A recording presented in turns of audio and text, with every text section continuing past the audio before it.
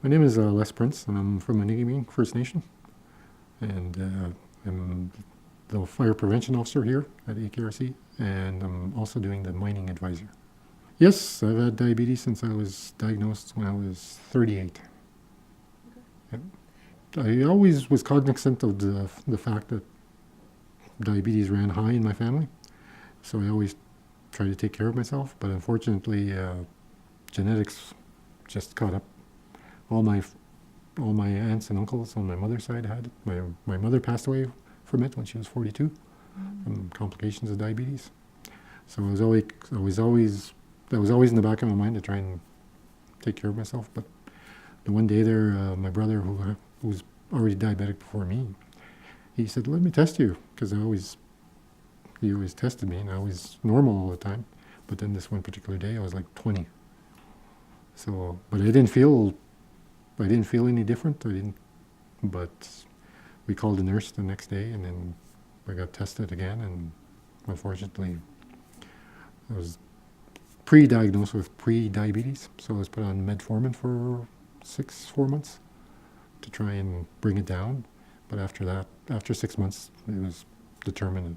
No, I had diabetes. So the blood sugar that I was told should be for a normal person is between 4 and 7, and mine unfortunately was above that.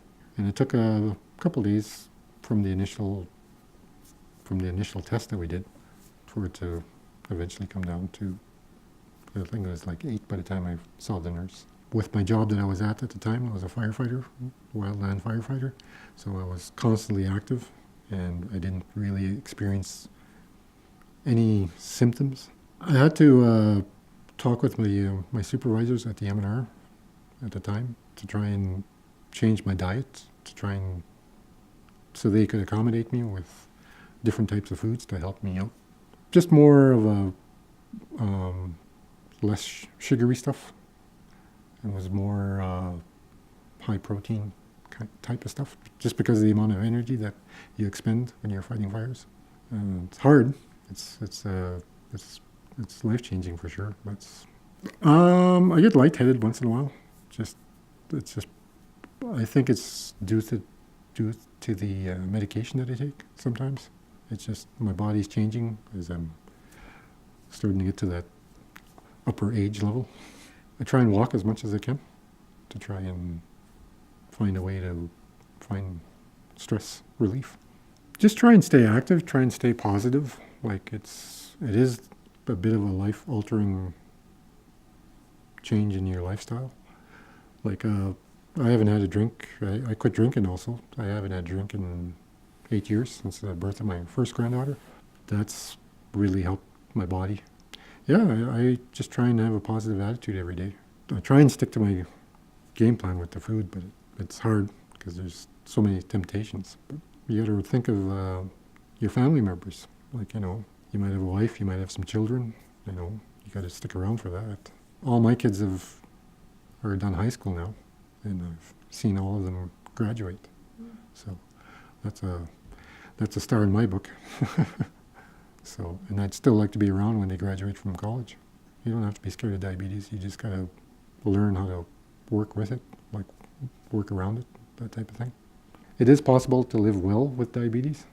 I would like to see more communities have like an exercise place where they could use treadmills, something that's not physically invasive. Like treadmills are